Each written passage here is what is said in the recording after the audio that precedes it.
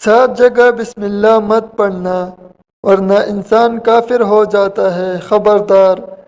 بسم اللہ الرحمن الرحیم۔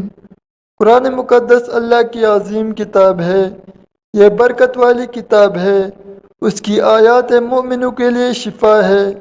اس کے ایک ایک حرف میں 10 نیکیاں اللہ نے مقرر فرمائی ہے۔ قرآن مقدس دنیا اور آخرت کی پریشانیوں کا علاج ہے۔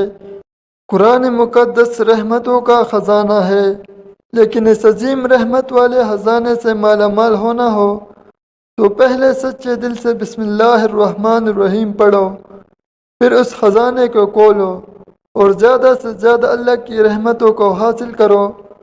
جب قرآن مقدس جیسی عظیم کتاب بغیر بسم اللہ الرحمن الرحیم کے نہیں کھولتی تو دوسرے جائز کام کی برکتیں بغیر بسم اللہ الرحمن الرحیم کے کیسے حاصل ہو سکتی ہے؟ حضرت عثمان بن عفان رضی اللہ تعالیٰ عنہ نے رسول اللہ صلی اللہ علیہ وآلہ وسلم سے بسم اللہ کی نسبت سوال کیا۔ آپ نے فرمایا یہ اللہ تعالیٰ کا نام ہے۔ اللہ تعالیٰ کے بڑے ناموں اور اس میں اس قدر نزدیکی ہے جیسے آنکھ کی سیاہی اور سفیدی میں۔ جابر رضی اللہ تعالیٰ عنہ فرماتے ہیں جب یہ آیات بسم اللہ الرحمن الرحیم اتری، بادل مشرق کی طرف چھٹ گئے، ہوائیں ساکن ہو گئی، سمندر ٹھہر گیا، جانوروں نے کان لگا لیے، شیاطین پر آسمان سے شعلے گرے اور پروردگار عالم نے اپنی عزت اور جلال کی قسم کھا کر فرمایا کہ جس چیز پر میرا یہ نام لیا جائے گا اس میں ضرور برکت ہوگی۔ ابن مسعود رضی اللہ تعالیٰ عنہ فرماتے ہیں کہ جہنم کے 19 دراؤں سے جو بچنا چاہے وہ بسم اللہ الرحمن الرحیم پڑھے، ہر حرف ہر فرشتے سے بچاؤ بن جائے گا۔ اسے ابن عطیہ نے بیان کیا ہے، لیکن کچھ ایسی جگہ جہاں پر بسم اللہ الرحمن الرحیم پڑھنا حرام ہے، جائز ہی نہیں ہے، ہر انسان جہاں چاہتا ہے پڑھ لیتا ہے۔ کچھ لوگوں کی ایسی عادت بن جاتی ہے کہ وہ ہر کام کرنے سے پہلے ایک دم بسم اللہ الرحمن الرحیم پڑھتے ہیں، تو کچھ ایسی بھی جگہ ہے جہاں پہ بسم اللہ میں نہیں پڑھنا ہے، جہاں پر بسم اللہ انسان اگر پڑھے گا تو وہ گناہگار ہوگا۔ بسم اللہ کا پڑھنا ایسی جگہوں پر ایسے مقامات پر جائز ہی نہیں ہے۔ اب آپ یہ سمجھ لیجئے کہ کون سے مقامات پر بسم اللہ پڑھنا چاہیے، کن مقامات پر بسم اللہ نہیں پڑھنا چاہیے۔ ناظرین، آپ نے سنا ہوگا کہ ہر کام شروع کرنے سے پہلے بسم اللہ الرحمن الرحیم پڑھنا چاہیے، کیونکہ بسم اللہ الرحمن الرحیم کا معنی ہے کہ اللہ کے نام سے شروع جو بڑا مہربان نہایت رحم والا ہے، یعنی ہم کام جو شروع کر رہے ہیں وہ اللہ کے نام سے شروع کر رہے ہیں تاکہ اللہ تعالی ہمارے اس کام میں برکت عطا فرما دے۔ اور بسم اللہ پڑھنے کے فائدے بھی بہت زیادہ ہوتے ہیں کہ اگر کوئی انسان کسی کام کو پڑھ کے کرتا ہے تو اللہ تبارک و تعالی اس کے اس کام میں برکت عطا فرماتا ہے، اور یہ سنت بھی ہے۔ حضور صلی اللہ علیہ وآلہ وسلم نے بہت سارے مقامات پر ہمیں بسم اللہ الرحمن الرحیم پڑھنے کی تاکید فرمائی ہے، اور حضور صلی اللہ علیہ وآلہ وسلم نے بسم اللہ الرحمن الرحیم پڑھنے کا حکم دیا ہے۔ اب اگر آپ کوئی بھی نیک کام شروع کر رہے ہیں، اس نیک کام شروع کرنے سے پہلے بسم اللہ الرحمن الرحیم اگر پڑھ لیں گے تو آپ کی سنت بھی ادا ہو جائے گی، اور اس پہ آپ کو ثواب بھی ملے گا، اور اس کی برکتیں بھی آپ کو ملے گی۔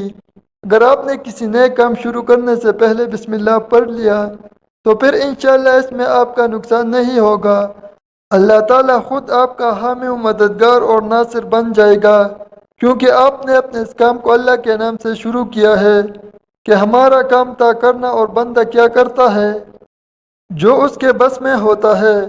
بندہ تو اسباب اختیار کرتا ہے، اور بندہ کر بھی کیا سکتا ہے، بندے کے ذمہ صرف اسباب کا اختیار کرنا ہے کہ آپ کسی کام کو کرنے سے پہلے سبب اختیار کرے کہ ہمیں یہ کام کرنا ہے، باقی آپ اللہ کے سپرد کر دے، آپ اپنے کام کو کرے، باقی جو آپ کا کام ہے وہ اللہ تبارک و تعالیٰ کے سپرد کر دے۔ ایک مرتبہ ایک صحابی آ کر عرض کیا کہ یا رسول اللہ صلی اللہ علیہ وآلہ وسلم میں پریشان ہوں، ہمارے اونٹ کہے کھو گئے ہیں، تو آپ صلی اللہ علیہ وآلہ وسلم نے ان کو یہ بتایا کہ اللہ پر بھروسہ کرو اور اللہ پر بھروسہ ہی اصل چیز ہے۔ یہ بولو کہ میں نے اللہ پر بھروسہ کر لیا، اللہ پاک کافی بہترین کارساز ہے۔ تو کچھ صحابہ کرام کہنے لگے کہ یا رسول اللہ صلی اللہ علیہ وآلہ وسلم، ہمیں اللہ کی ذات پر بھروسہ ہے، کیا ہم اپنے اونٹوں کو ایسے ہی چھوڑ دیں؟ اگر ہماری قسمت میں ہوں گے تو ہمارے اونٹ واپس آ جائیں گے، اور مقدر میں نہیں ہوں گے تو چلے جائیں گے۔ ہمیں اللہ کی ذات پر بھروسہ ہے۔ تو آپ صلی اللہ علیہ وآلہ وسلم نے فرمایا کہ نہیں، پہلے اپنے اونٹ کو باندھو، پھر اللہ کی ذات پر یقین کرو، پھر اللہ کی ذات پر بھروسہ کرو۔ یعنی ہمارے ذمے کے جو کام ہے وہ ہمارے اوپر کرنا لازم ہے۔ اسباب کا انکار کرنے والا جاہل ہوتا ہے، اسباب کا انسان انکار نہیں کر سکتا کہ نہیں ہم تو ہاتھ پہ ہاتھ رکھ کے بیٹھ جائیں گے، اب اللہ کھلائے، کیونکہ وہ رازق ہے، وہ ہمیں کھلائے۔ لیکن آپ اپنی محنت کیجئے، آپ اسباب اختیار کیجئے، پھر اللہ کی ذات پر چھوڑ دو۔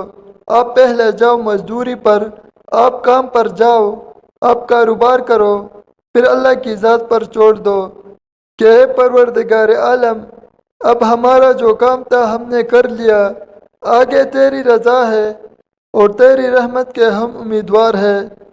صرف ہمارے کمانے سے رزق توڑی ملتا ہے، آپ نے کمایا بس کما کے لے آئے۔ اس کے علاوہ آپ غور کیجئے کہ دانے کو زمین سے نکالا کس نے، اس کے بعد پھر اس کو گیہوں کی شکل میں، پھر وہ آٹے کی شکل میں بنا، پھر وہ روٹی بنتی ہے۔ ہم سمجھ رہے ہیں کہ ہماری محنت سے ہو رہا ہے، ہم نے روٹی بنائی، روٹی بنا کے وہ گوشت یا سالن یا سبزی ہمارے سامنے آئی، اس کے بعد ہم نے جیسے اس کو بسم اللہ الرحمن الرحیم پڑھ کے کھایا، تو اب ہمارے حلق پر ایک فرشتہ بیٹھا ہوا ہے، وہ فرشتہ اب اللہ سے اجازت مانگ رہا ہے۔ حلق میں ہماری دو نالیاں ہوتی ہے، ایک نالی ہوتی ہے جو سانس کی ہوتی ہے، ایک نالی وہ ہوتی ہے جس سے رزق اندر جاتا ہے، کھانا اندر جاتا ہے۔ تو یہ دو نالی بالکل برابر ہوتی ہے اور دونوں کا ایک ہی چید ہوتا ہے، لیکن پھر وہ اندر جا کر الگ ہو جاتی ہے۔ اب آپ یہ سوچ کر دیکھیے کہ فرشتہ یہاں پر بیٹھ کر اللہ تعالیٰ سے پوچھتا ہے ہمارے ہر لقمے میں یہ کہ مولا اس لقمے کو زندگی کا سبب بناؤ یا موت کا باعث بنا دوں۔ اب اللہ تعالیٰ کی اگر مرضی ہوتی ہے تو وہ لقمہ زندگی کا سبب بن جاتا ہے، اور اگر اللہ کی مرضی نہیں ہوتی ہے تو وہ لقمہ موت بن جاتا ہے۔ یعنی اگر وہ لقمہ بجائے خوراک والی نالی میں جائیں گے، اگر وہ سانس کی نالی میں چلا جائے تو پھر انسان ختم ہو جائے گا۔ تو آپ دیکھیں ہم نے اتنے سارے کام کیے، لیکن فرشتہ یہاں پر بیٹھا ہوا ہے کہ اس نوالے کو، اس لقمے کو کہاں لے جاتا ہے۔ تو یہ آپ نے اسباب اختیار کیے، یعنی اس کو اسباب اختیار کرنا کہتے ہیں، اور اللہ تبارک و تعالیٰ پر چھوڑ دیا۔ تو نیک کام ہم شروع کر رہے ہیں، کھانا کھا رہے ہیں تو ہمیں بسم اللہ پڑھنے کی تاکید کی گئی ہے، لیکن بہت سارے لوگ ایسا ہوتا ہے کہ کچھ حرام کام کرتے ہیں۔ جیسے مثال کے طور پر اگر کوئی انسان جوا کھیل رہا تو اس میں بسم اللہ کا پڑھنا حرام ہے کہ اللہ کے نام سے شروع۔ اللہ نے کب کہا تھا کہ آپ جوا کھیلو جا کر؟ اللہ نے کب کہا تھا کہ آپ شراب پیو جا کر؟ اللہ نے کب کہا تھا کہ آپ جھوٹ فریب مکر کرو جا کر؟ اللہ نے تو کہا ہی نہیں۔ ایک شخص نے بڑی عالیشان منزل بنوائی اور اس پر لکھا ھذا من فضل ربی، اور شیطان نیچے بیٹھا رو رہا ہے۔ تو لوگوں نے پوچھا تو کیوں رو رہا ہے؟ تو اس نے کہا کہ دیکھو، میں نے اس سے جھوٹ بلوایا، فراڈ کروایا، ہم نے اس کی بلڈنگ فراڈ کر کے بنوا دی، اور یہ لکھ رہا ہے ھذا من فضل ربی، یہ میرے رب کا فضل ہے۔ اللہ نے کب کہا تھا کہ جھوٹ بول کے کمانا؟ اللہ نے کب کہا تھا کہ ڈونگ کرنا؟ اللہ نے کب کہا تھا کہ فراڈ کرنا؟ تو مقصد صرف یہ ہے کہ شیطان تو ہر طرح سے انسان کو بہکاتا ہے، تو اس لیے حرام کاموں سے پہلے ہمیں بسم اللہ ہرگز نہیں پڑھنا ہے۔ ہمیں ہر نیک کام شروع کرنے سے پہلے بسم اللہ الرحمن الرحیم پڑھنا چاہیے۔ ہمیں احتیاط کرنا چاہیے کہ جب ہم باتھ روم کے اندر داخل ہو چکے ہو نہانے سے قبل بسم اللہ نہ پڑھے۔ باتھ روم میں جانے سے پہلے ہم بسم اللہ الرحمن الرحیم پڑھے اور باتھ روم کے نکلنے کے بعد جب کپڑے پہنے تو پھر بسم اللہ الرحمن الرحیم پڑھے۔ اور کوئی انسان کاروبار کرتا ہے، اب اس نے جھوٹ بولا اور پھر اس کے بعد پیسے لیتے وقت بسم اللہ الرحمن الرحیم پڑھا، تو ایسی جگہوں پر جہاں پر حرام کام کوئی بندہ کر تو وہاں پر بسم اللہ الرحمن الرحیم نہیں پڑھنا چاہیے، کیونکہ اللہ تبارک و تعالی نے آپ کو دنیا میں چھوٹ دے رکھی ہے کہ جیسا کرو گے ویسا بھرو گے۔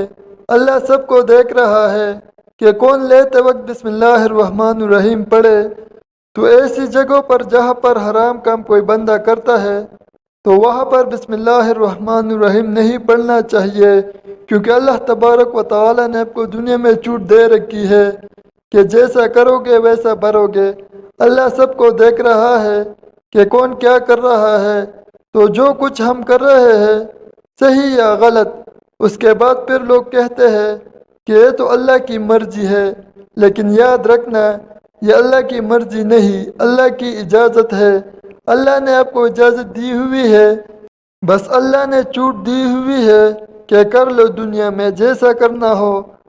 اللہ ظالم کو ڈیل دیتا ہے لیکن جب پکڑتا ہے تو چھوڑتا نہیں ہے۔ اللہ کی پکڑ بڑی سخت ہے، تو دنیا میں اللہ دیکھ رہا ہے، یہ مرضی نہیں ہے اللہ کی کہ آپ گناہ کرو، لیکن اللہ نے بس اجازت دی ہوئی ہے کہ آپ کر لو، دیکھے کتنا کرو گے۔ ایک دن آؤ گے میرے پاس، جب آؤ گے تب ہم فیصلہ کریں گے۔ مالک یوم الدین، انصاف کے دن کا حاکم۔ تو اللہ کی ربوبیت سمجھے اور ہمیں یہ سمجھنا چاہیے کہ کون سے کام ہمیں کب کرنا چاہیے کب نہیں کرنا چاہیے۔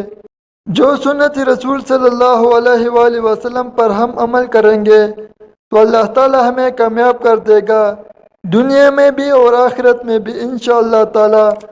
اللہ پاک ہمیں بہتر عمل کرنے کی توفیق عطا فرمائے اور ہمارا خاتمہ ایمان پر فرمائے، آمین۔ ناظرین، کمنٹ باکس میں اللہ تعالیٰ کے 99 ناموں میں سے ایک نام ضرور ٹائپ کریں، شکریہ۔